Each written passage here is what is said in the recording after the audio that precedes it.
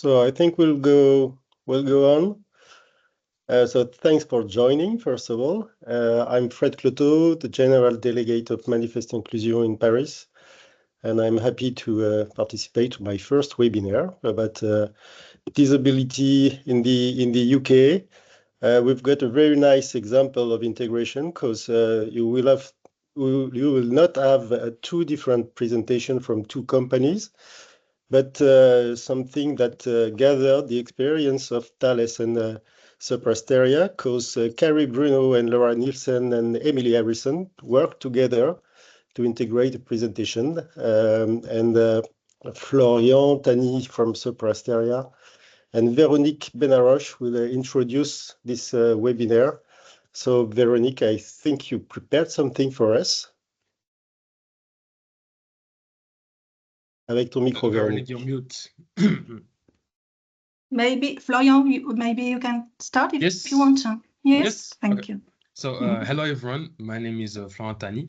I work at the corporate sustainability team at Sopra Steria, and now we will present you quickly Sopra Steria. So, for presence in nearly 30 countries, Sopra Steria is a European digital services company which employs around 51,000 people. And in 2024, Sopra Steria generated around 5.8 billion euros in revenue. But what do? Well, basically, we have a unique end-to-end model when we advise our client, develop solution, and implement them, and of course, secure data. We have a consulting activity embedded into our value proposition. We expand our digital platform management, and we also operate in cyber security and of course, develop solutions such as SAP or the solution related to Salesforce or to human resources. We operate in different verticals such as space, where we address both a civil and military space market across Europe. We have our clients with data processing, mission planning, or advanced algorithm. We also operate in financial services when we help our clients with their digital transformation, especially on risk management and customer experience.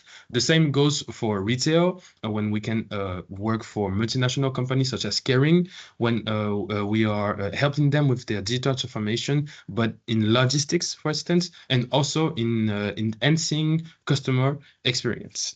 Now, regarding our diversity and equal opportunity strategy, we have 5 main pillars at Sopra Steria. The first one is gender equality between men and women, disability, which is why we are gathered here today, intergenerational balance. We also have access to employment for underprivileged communities, and at last, LGBTQAI plus strategy to favor an inclusive work environment for our employees. Thank you.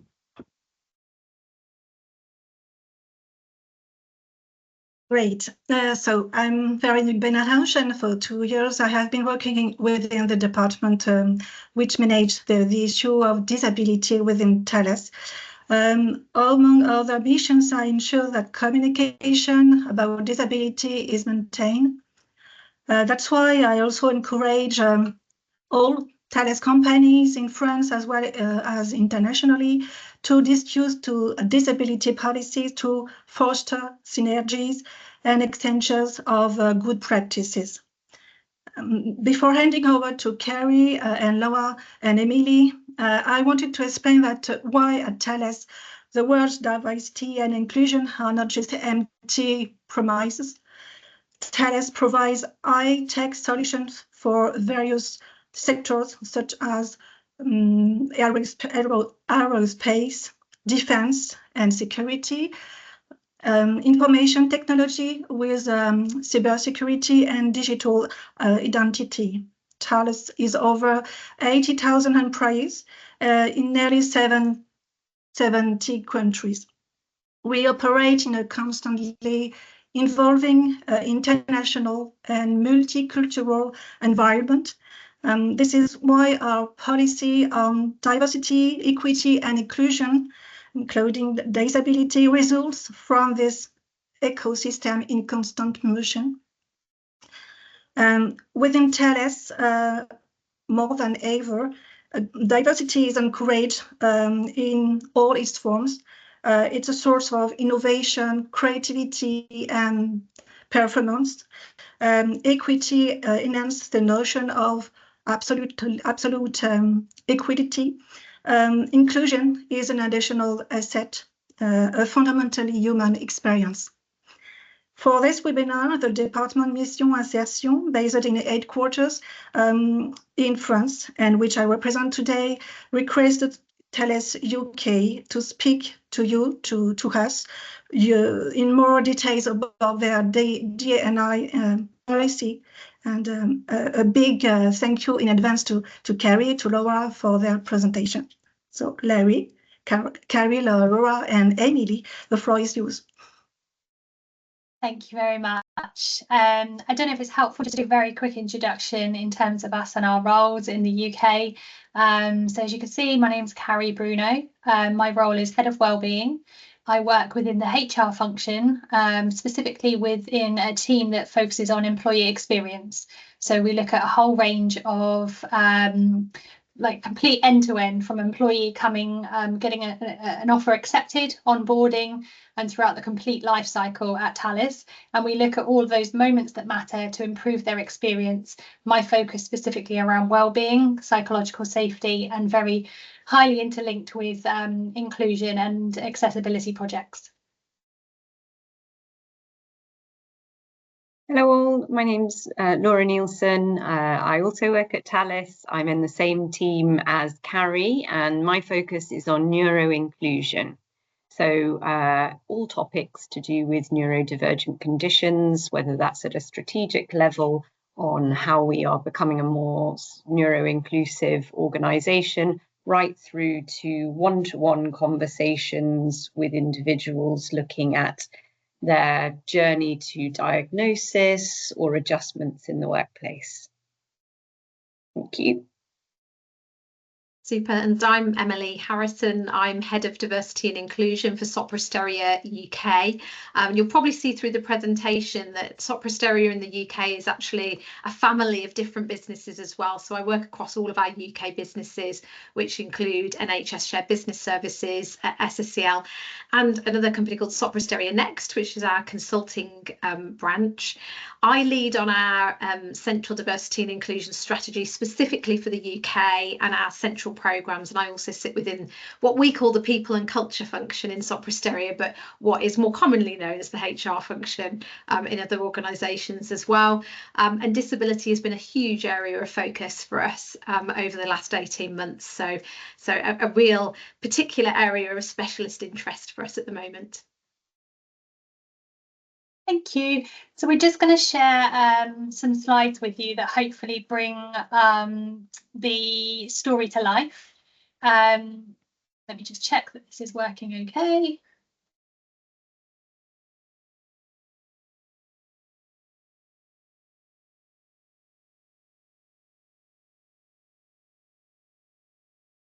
Can everyone see that okay?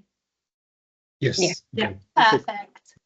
So I think it's already been mentioned that we have worked, the three of us, although we're Laura and I at the Thales and Emilie at Sopra Steria, we've decided to combine our efforts because our journeys are very similar in terms of what we've experienced around inclusion in the workplace, and also how we're working to make our businesses more inclusive, specifically through the lens of disability.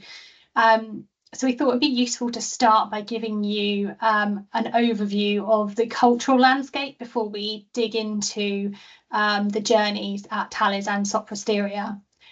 So just so you know a little bit more about some of the cultural attitudes to disability and to inclusion. So you're going to hear probably from all of us throughout the presentation, but we've all got some very similar experiences and snippets to share. So hopefully it's going to be a bit more immersive and bring it to life for you. But just to start on this piece around the UK landscape. So it has evolved significantly over time, and in a while we're going to show you a bit of a timeline of what that looks like within the UK, specifically around the terms diversity, inclusion and equity. But just to start here, in terms of, it's really shifted from what was a charity and a historical focus on charity to more like rights-based and then an inclusive approach. So there has been a lot of progress made, certainly over the last sort of 10, 15 years or more. I think we still recognise that there's an ongoing challenge, and still, you know, whilst we're all on the journey, there's still a lot more work to do to actually promote, you know, that trust and that safety in employees declaring and employees talking openly, removing the social stigma. So that unconscious bias still in places does exist in the UK.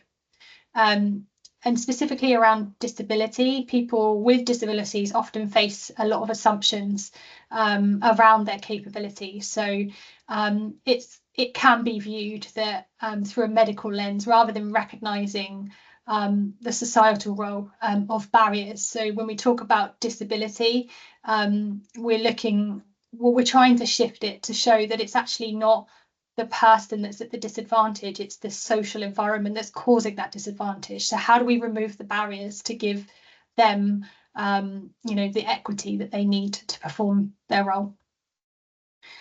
We do have the Equality Act that was updated in 2010.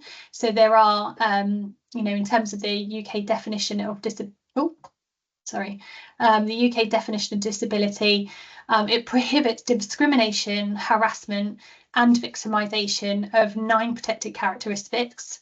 And under this Equality Act, a person is considered disabled if they have a physical or mental impairment that has a substantial long-term impact, that's 12 months or more, and that affects their ability to carry out normal day-to-day activities. So therefore, if somebody is under that category, they are protected by the Equality Act.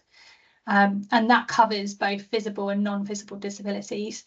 And I'm sure that Laura will talk more to this point, but there's been definitely in Thales, and I'm sure Sopra Steria would recognise this as well, a lot of debate around neurodivergent employees. Do they determine themselves as disabled?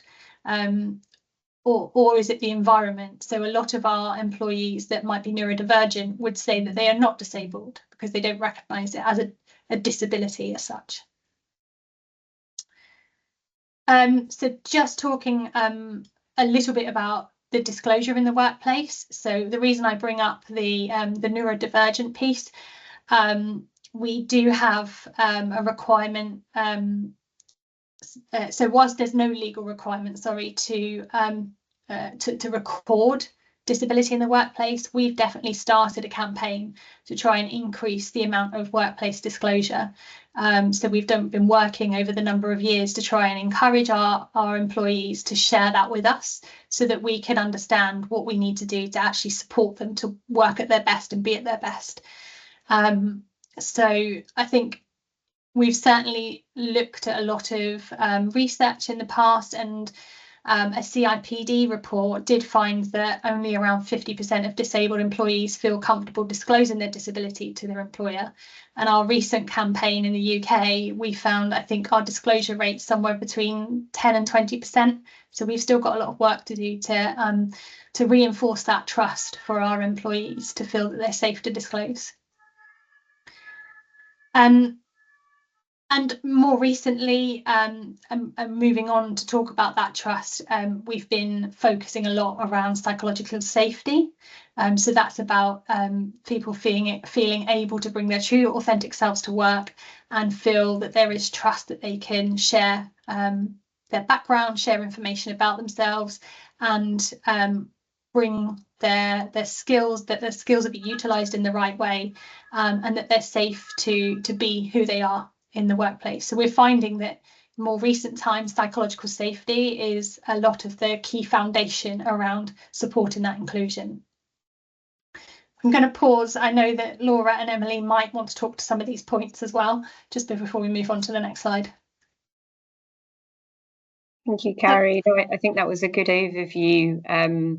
We probably add a little bit about what we see in the UK happening with the Social Value Act. Yes. And how that has become a focus for us in our bid winning activity, because our customer looks for demonstration of how we're adding value at a social level. And that, of course, requires us to be able to report on what we're doing and what the impact of what we're doing has been for marginalised groups, including the disabled community, which is where we come full circle to the disclosure issue, which Carrie has mentioned. We're also endeavouring to be able to create pay gap reporting for the topic of disability, which again is somewhat stunted by the missing data on prevalence within the organisation on our disabled community. Those are the only two things I thought I would add there. Emilie, how about you? Yeah, I was just going to make a similar comment, really, that one of the things that has been a really helpful catalyst for us in the UK and has made our disability inclusion work a much higher priority for the business is the Social Value Act. In the UK, we've got about 70% of our customers are government or public sector bodies, and they're very much encouraged through this legislation to think beyond the financial costs and to take into account the additional benefits that their actions might bring to their local communities when they're procuring new suppliers like ourselves. And one of the things that they've been particularly focused on over the last few years has been an objective around reducing the disability employment gap. And it's that particular area of focus that has really helped me to build the case around why we do some of these things and why it needs to be a really intrinsic part of our culture. But just to sort of echo what Laura and Carrie have said as well, is that getting the data is a real challenge. We did a big diversity data sharing campaign during 2024, and we still only have about 30% of people that have shared with us whether or not they have a disability. So we're still only seeing, a real snapshot of what the reality might be. And I think that leads really nicely into this next point around the population of the UK workforce that are disabled. And Laura, I know you wanted to talk through a few points on this slide. Yeah, just to kind of bring some of that detail out, I suppose. So around 16 million people in the UK are classed as disabled, and that represents about 1 in 4 of our UK workforce. The data tells us, as you can see in the graphs, that we actually have difference in employment rate of disabled versus non-disabled individuals, and that difference is around 30%. So only half of those people that are registered as disabled are actually in employment, whereas that compares to around 86% of their non-disabled counterparts. For those with invisible disabilities, we again, disclosure as well as diagnosis rates do create a bit of a bottleneck and problem with reporting, but we believe it to be somewhere between 15 and 20% of the UK population fall into that category of neurodivergent. And it's estimated for that community that only 40% of that community are in work, which is a dramatic proportion of the UK potential workforce who are out of work.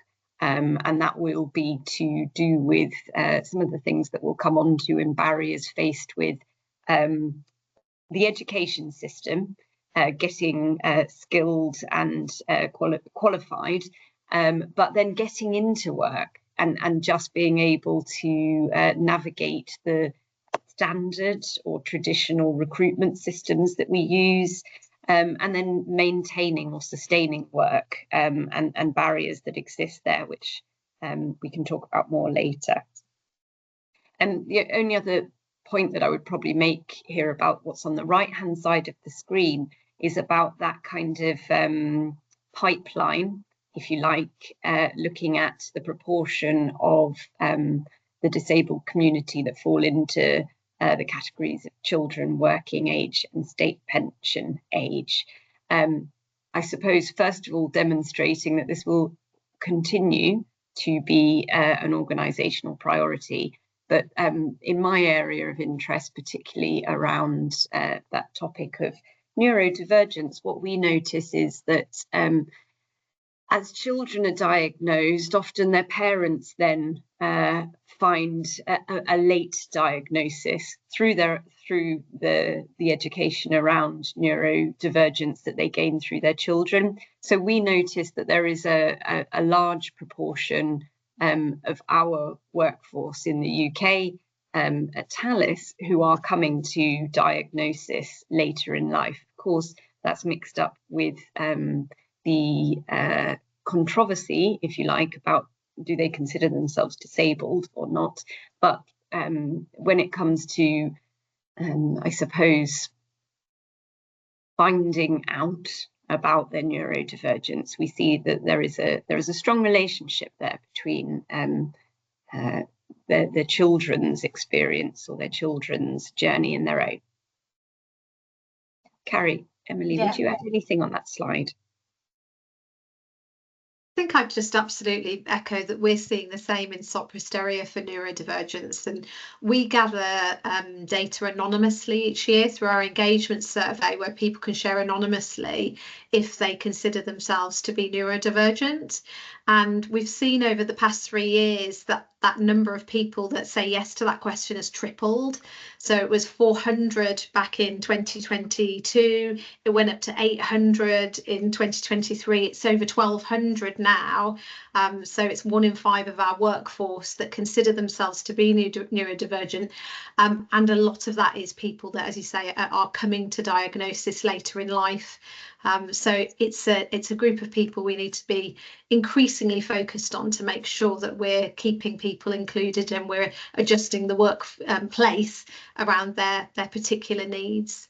Yeah, that's really interesting, Emilie. And Carrie's going to talk later about the relationship or the evolution of our understanding in the UK around disability, etc. But what we notice is that this is the topic is very much anchored or tied to generation and age demographic, because different generational groups have had extremely different experiences of the societal expectations and response to disability, and they bring that into the workplace, and we notice that, and it's one of the contributing factors to disclosure or barriers to disclosure.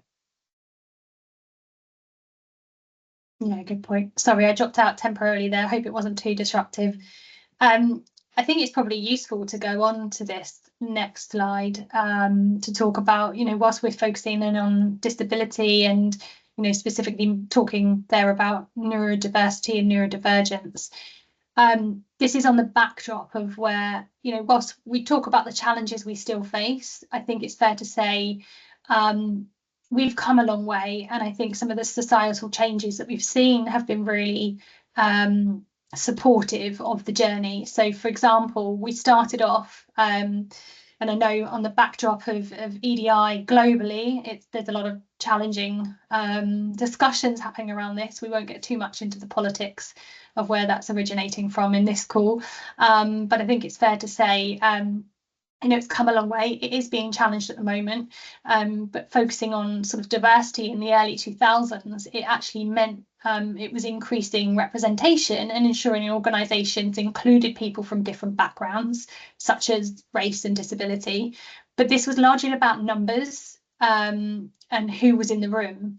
And it came from a place of kind of compliance or the moral standpoint. And it didn't really necessarily question whether those voices were heard or valued. So diversity alone didn't guarantee that inclusion. So then we moved on to kind of that 2000s to 2010, when it evolved to diversity and inclusion. And what that meant was that people, it reflected that it didn't simply mean being present was enough. so that people needed to feel safe and respected to be able to contribute. So it's fine to have diversity statistics met, but what was the culture like? How did that represent those people actually having a voice at the table? So it shifted that conversation from kind of a representation to experience, and acknowledged that diverse workforce doesn't thrive without inclusive leadership and an inclusive culture. Then when we come on to the sort of 2010s, we saw equality, diversity and inclusion come into that kind of common language. And what that meant was that it brought the legal and structural focus, particularly around the Equality Act in 2010, which legally protected those the discrimination against those 9 characteristics that we mentioned earlier. And equality introduced that fairness in how opportunities, pay and treatment were applied within those cultural backdrops, and then focusing on the standardization and equal access. But it often assumed that a level playing field was there, which we know wasn't always the case. And moving on to kind of late 2010s to present, what we're seeing here is that equality has shifted to equity.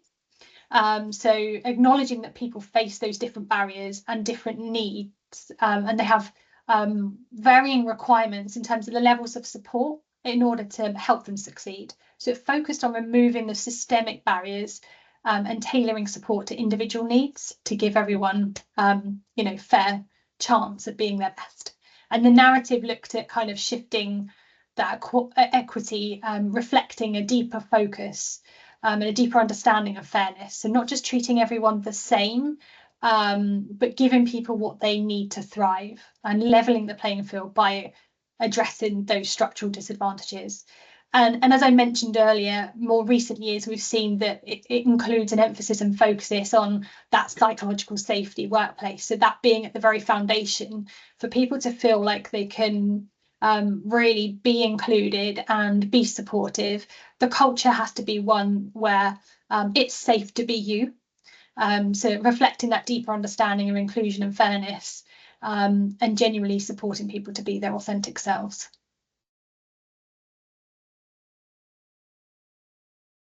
Laura, Emilie, any thoughts on that from your perspective?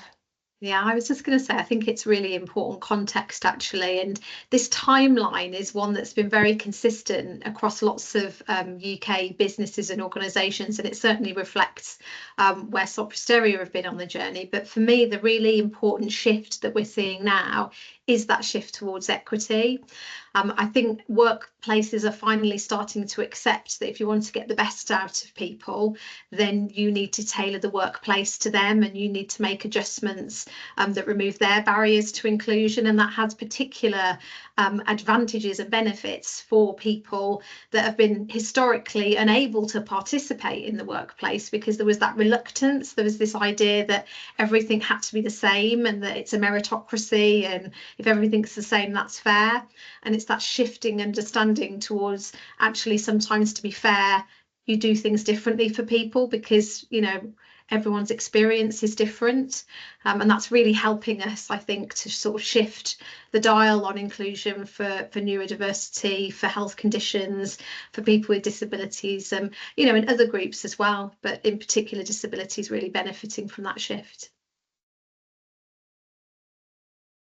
Absolutely. So let's get down into a little bit more depth around our organisations and how we've approached this, how we've evolved throughout that time frame and across the backdrop of the cultural landscape we've talked about. Now, this infographic, I don't expect you all to be able to read it. Apologies if it's not very legible on the screen, but we just wanted to include it to show that this is kind of our one-page infographic that represents the huge level of detail that exists behind our EDI strategy. So we've considered all of those components that you can see in the different segments of this, of the wheel in the middle. So there's been a lot of activity, a lot of work streams and a lot of project based initiatives that have actually shifted our landscape throughout the last, I'd say, sort of 10 years or so. So focusing around the policy process enablement. We've gone through a whole policy transformation across all aspects. So it comes down to obviously a big focus on the EDI policies. So we've changed them from legalese documents to really immersive, human-centric guidance to really bring it to life, to actually talk to individuals around what's available for you, what can we do to support you, what happens when you experience this in your lifespan with Thales. So rather than being those legal documents that we would typically recognise in policies, we've completely transformed them. And in the EDI suite, some of the major shifts there have been the introduction of an adjustments passport. So if an individual has, whether it's a formal diagnosis of disability or not, we don't require a formal diagnosis. We enable employees to state that I have a need to enable me to perform better, and we have a document that they can complete to say, this is my passport to enable me to perform. So wherever they move in the organisation, if they move roles and move line managers, that adjustment passport goes with them to say, this is the support I need to be at my best. So that's one example that comes from the policy process enablement. I won't go through them all, we'll be here all day, but there's been a lot around the culture and climate, so a lot of work has happened there. One example of that has been Laura and myself have worked very closely on this for the last 18 months to 2 years. We've managed to create a very proactive working group, which used to be different functions operating in silos when it came to the culture we create for employees who might have disabilities or long-term conditions. We've brought all of those functions together as one working group, and now that puts the employee at the centre of that. So we get together regularly. We've even created a kind of strategic working group to actually focus on what improvements can we make from our functions. So it's removed all of those silos of different working in the sort of siloed mentality, and we're working across function now. So it's one of the major changes. There's been a lot happening around listening and representation. So for example, some of the policies that I mentioned a minute ago, we have worked with employees to actually understand, what do you need? How do we transform the support for you to meet your lived experience? So we've done it in collaboration with employees rather than in siloed and sitting in offices thinking about what might they need. We've worked with them, we've asked the questions, we've created safe spaces for people to share what they need. And there's been a lot of work around the education and awareness, and I know Laura's been particularly paramount around this, specifically the neurodiversity topic. There's been some very popular sessions that have been going on across the UK that help build people's awareness and education of what that means and what that experience looks like for people. Laura, I'm sure you can add more to that. That was a great summary. Thank you, Carrie. I think I was kind of smiling in my head, actually, reflecting back on the journey that we've been on with some of this, and some of the, I suppose, instrumental pieces within that, one being our employee representative groups. I believe this is a universal concept, and you will have employee representative groups worldwide, and we really notice the importance of nurturing that group, giving employees from different marginalised communities a space where they can see people like themselves, connect, share, feel safe to do that, and know that that is a space that's been created by the organisation. It pays back in dividends to do that, though, because they are the storytellers. They are the ones that have given us so much of the detail that helps us understand what an inclusive environment will look like. And from my own perspective, yes, I've done lots with the topic of neuroinclusion and that group, and the traction that real life stories creates compared to textbook we're talking about inclusion because we have to, it's the law, or it's the right thing to do morally. But actually, human to human connection, just that is the fastest way to make change, as I've noted. And just to build on what Carrie was saying about the work that we've done on accessibility as a topic, that I would say one of the key learnings I would pass on there is about HR not owning accessibility. It is not ours to make the organisation accessible, and drawing in the functions and that fragmented group of people that enable accessibility, whether that's health and safety, real estate, IT or IS, legal, procurement.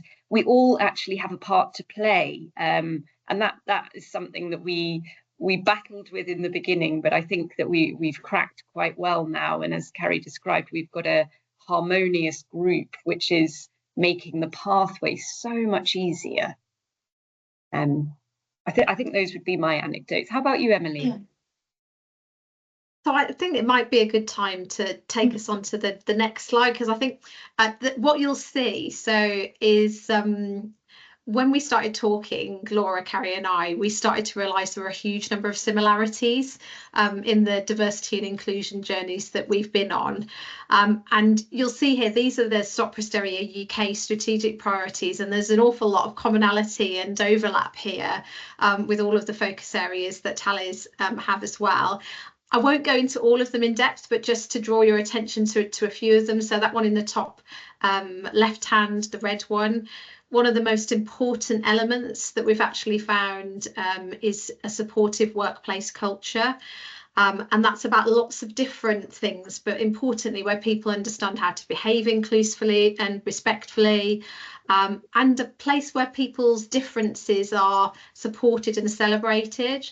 In many ways, in Sopra Steria, we've been going through a cultural change programme, of which EDI is one part, because what we're actually striving towards is a more flexible, supportive workplace for everyone, and where we put people's well-being, be that their physical well-being, their mental well-being, at the absolute heart of everything we do, and it's seen as one of our sort of top priorities as a business. One of the other things I'd just draw out is in the blue box at the bottom left, again, that focus around fairness and flexibility in our talent selection processes. That's both for new people joining the company, it's also for people applying internally for promotions or do part of our talent programs. We've been on a real journey to educate our people on how fairness doesn't mean doing things exactly the same, how we want to encourage people to request adjustments that they might need, and really building that understanding that we don't all experience the world and the workplace in the same way. We're all impacted by our own experiences, and that's something we really need to take into account. But yeah, and like Laura was just saying there as well, they're underpinning all of our priorities is this blue arrow underneath, because diversity and inclusion can't be a central role or a central department. It's about everything that all of our people do every day, and it impacts every part of the employee life cycle, every part of the employee experience. So it has to be joined up with everything that we do in people and culture and across other functions as well. If you just take me on to the next slide, Carrie, I just wanted to touch really briefly as well on our networks, another thing that Laura just mentioned as well, because one of the most important things I find is listening to people, listening to people from underrepresented groups who've experienced marginalisation or discrimination or barriers to their inclusion is so pivotal, because then they can share with us and they can tell us what they need.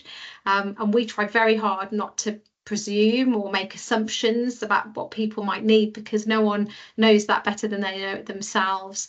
So this slide shows all of our different, we call them our employee inclusion networks. You might know them as employee resource groups that we have here in the UK, and these are aligned to our D&I programme pillars. And yeah, they're just absolutely fundamental in us growing the knowledge and understanding that we need for different people to be productive and to feel included at work. And obviously in all of this, our disability and our neurodiversity networks have been particularly pivotal. They've been very closely involved, and you know, a lot of places might not have two separate networks, but just, you know, circling back to what Carrie said about and Laura about, there's no kind of universal consensus in the UK around whether neurodivergence is a disability or not.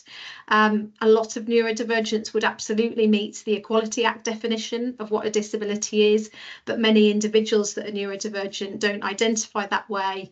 And so in order to be kind of sensitive to that, and because there was a groundswell of people that wanted a network specifically for neurodiversity, we have got one of each, but they do work very closely together because there's a lot of commonality there and a lot of overlap.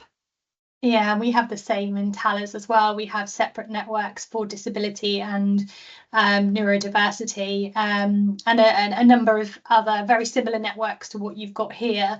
But it's quite interesting. I think it's once a quarter we have an overarching umbrella that encompasses all the networks called Be You With Us. So it represents all of the employee representative groups. So we try to, much like Emilie was just describing, we try to bring them together so that actually there is commonality, there's connection and interconnection between all of the networks at Thales as well. I'm just aware of time. We're all very passionate about these topics. So I wonder, Emilie, you're going to talk about a few sort of practical sort of next steps, but just before we do, Laura, is there anything you wanted to specifically pull out on this slide before we talk about kind of the practical next steps that we're working on? So this was going to be a touch point on some of the barriers that we recognise that our disabled community face, but I think we've already started to pull in a number of these threads around disclosure, bias and judgment, ableist approaches, and that difference between societal, the medical and the societal model, I suppose, meaning that some people might join an organisation and not use any language around disability, but then once they're in that organisation, dependent on the level of accessibility, they might need to kickstart a conversation and utilise the kind of disabled model.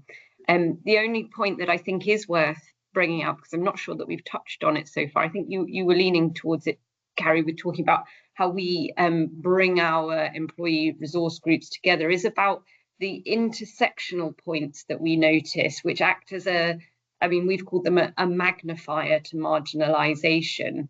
But disclosure, for instance, being that top issue that we face with our disabled community. Well, when you're talking about somebody that's coming from the neurodivergent community, they're also part of the LGBTQ plus community, and they might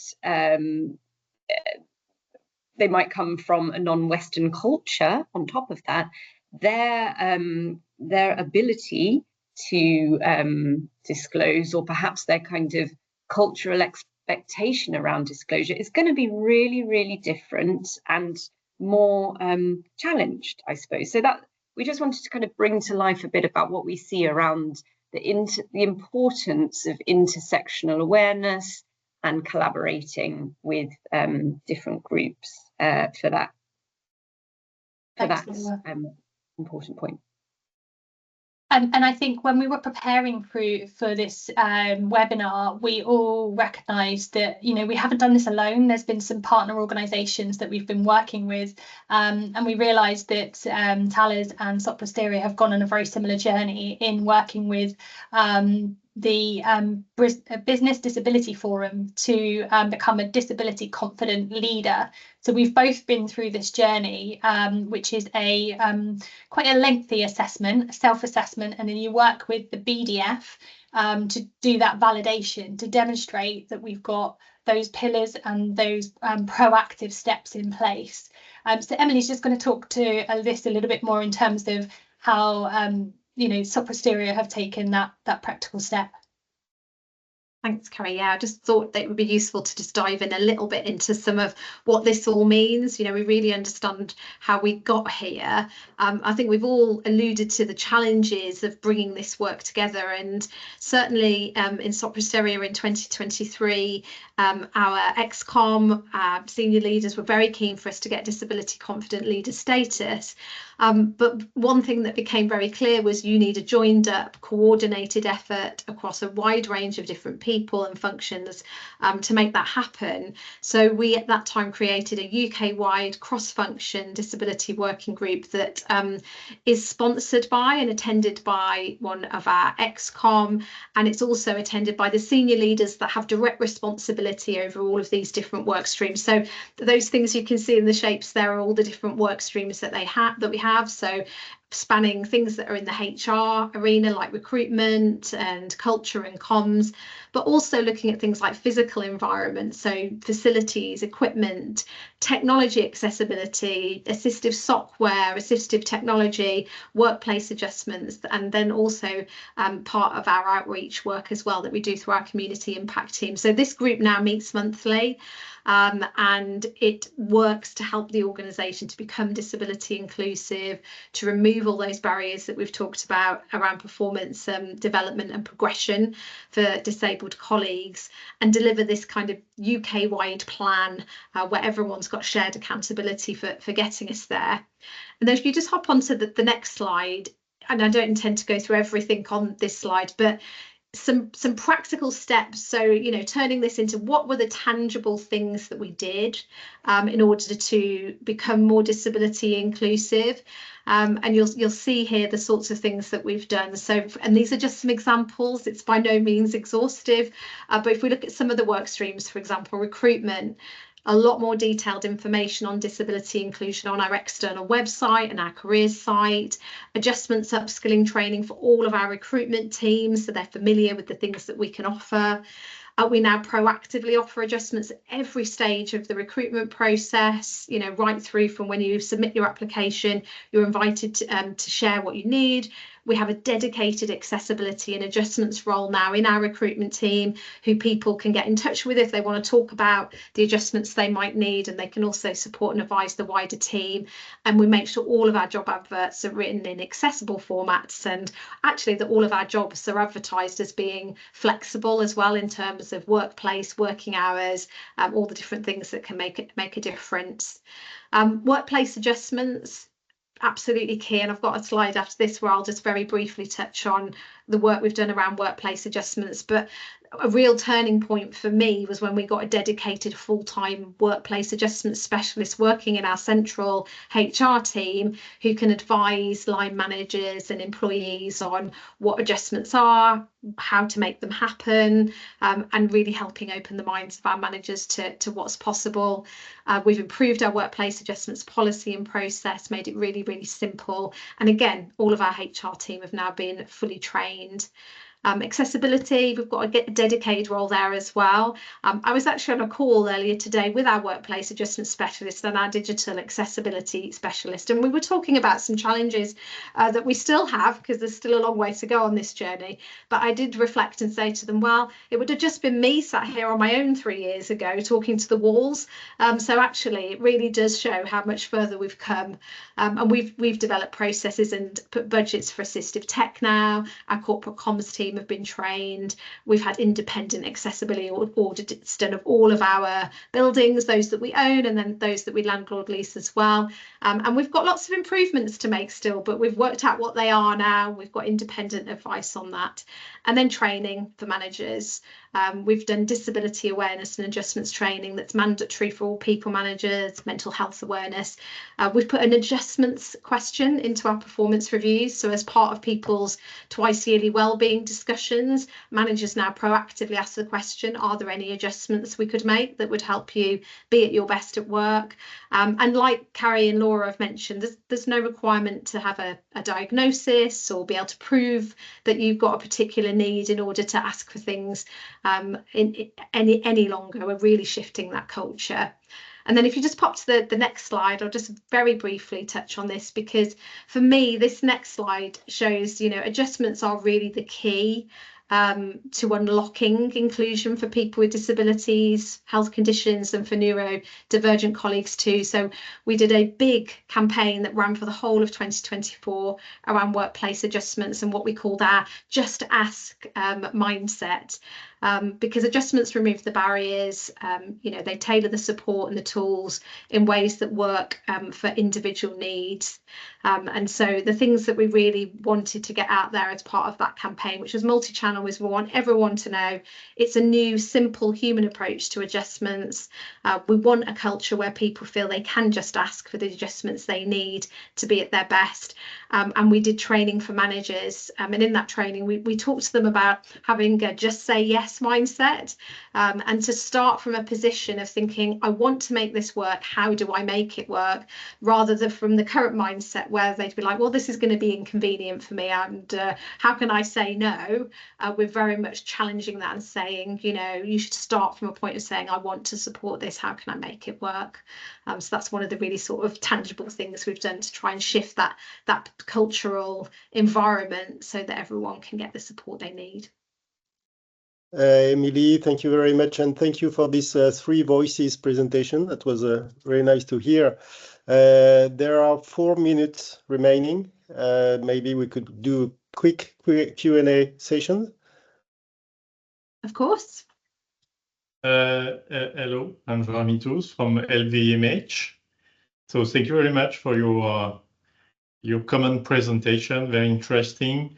And I have a question regarding your Just Ask approach. With this approach, did you ever face a situation where you were thinking the employee ask or declare disability, and you have a doubt about this declaration? I don't know if you understand my question.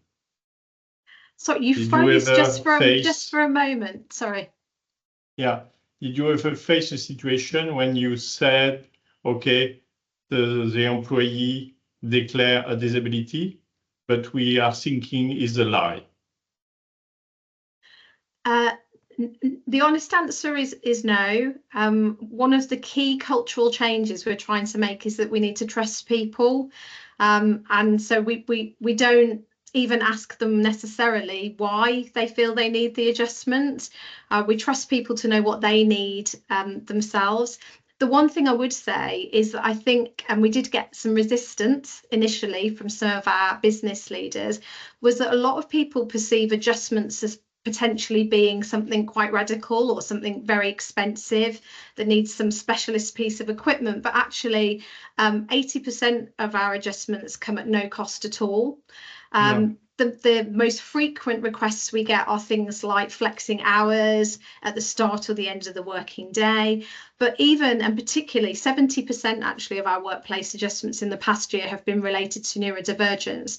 And they're often for things as simple as saying, could you write down for me what my objectives are and share them with me? Can I have really clear deadlines set for when things are needed? Can I have 10 minutes with my manager at the end of every day just to help me work out what the priorities are? So some of the adjustments are such small things that can make such a huge difference to someone that finds it hard in a world that's been built for neurotypical people to do things that we don't challenge back and say we don't believe you. We operate from a position of trust.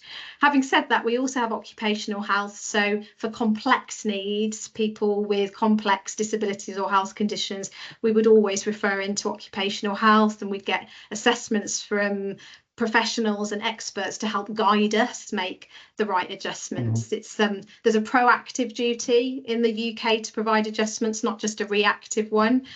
So we do try and be very proactive about it and seek that guidance and support to make sure we're doing the right thing. Great, thank you. Very clear. So no lie, just confidence. Any other question? We still have 1 minute. I don't actually have a question, but I just wanted to say thank you very much for this presentation, because it was very insightful, and understanding also the changes that were done in both companies in the last years. I mean, in the D&I, the silos, the mindset. It's very interesting also to see the differences between countries and what are the shifts that already been done in the UK, and that sometimes we don't have, for example, in France or in other countries. So thank you very much. Thank you, Anaï. Thanks to all to attend this session. Thanks obviously to you, Carrie, Laura, and Emilie, and thanks to Florian and Veronique as well. So I'm going to send you the presentation that they made, and for those who want to re-attend this session, the link to the session right now. So thank you very much, and have a nice end of day. Thank Thank you, you. everyone. Thank you. Thank you. Bye. Bye.